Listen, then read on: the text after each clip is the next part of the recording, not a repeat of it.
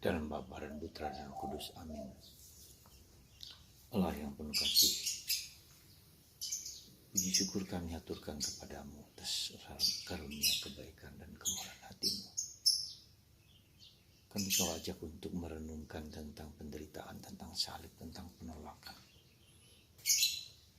Bantu kami untuk menghayati penolakan hidup kami, entah oleh orang lain atau siapapun,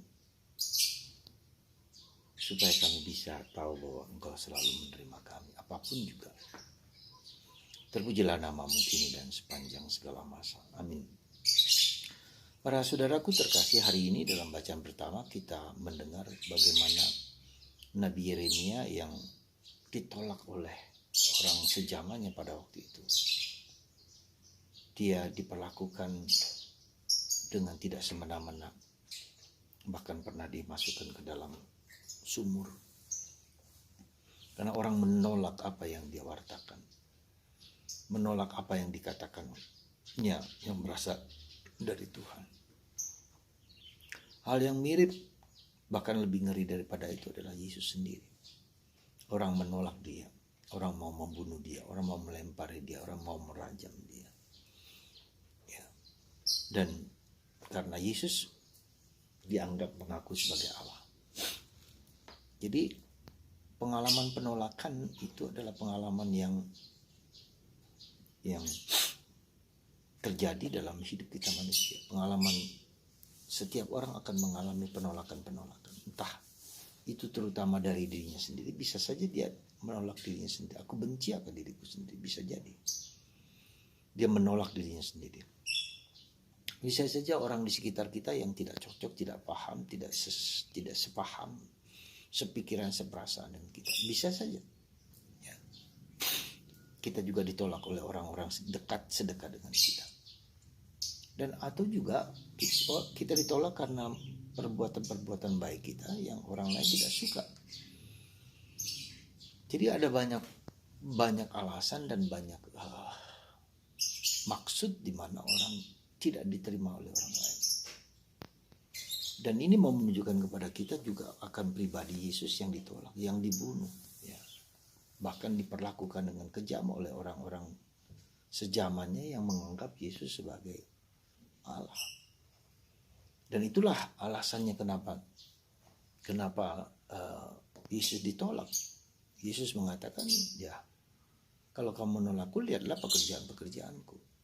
Dan orang Yahudi mengatakan, bukan pekerjaanmu yang membuat kami menolakmu, karena engkau mengaku diri sebagai putra Allah, sebagai Allah. Dan itu merupakan suatu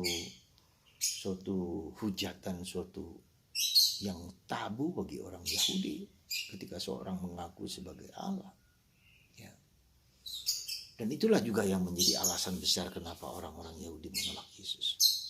Tetapi justru ada satu hal yang menurut saya sangat penting dan sudah fundamental adalah ketika kita ditolak, kita mengerti hakikat kita sesungguhnya apa. Kita mengerti motivasi kita sesungguhnya apa. Ketika kita mengalami suatu penderitaan, suatu pengalaman penolakan tidak diterima, kita menjadi mengerti siapakah kita itu sesungguhnya. Untuk apa kita datang?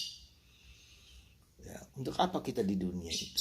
Dan kita mengerti akhirnya dengan pengalaman itu kita mengerti esensi dari kehidupan kita. Maka dalam bacaan Injil hari ini Yesus mengatakan, aku dan Bapa adalah satu. Ya, aku dan Bapa adalah satu. Demikian juga dengan hidup kita, sementara kita mengalami suatu pengalaman-pengalaman yang tidak menarik, kita menjadi tahu bahwa Bapa yang menerima kita, hanya Allah yang menerima kita apa adanya.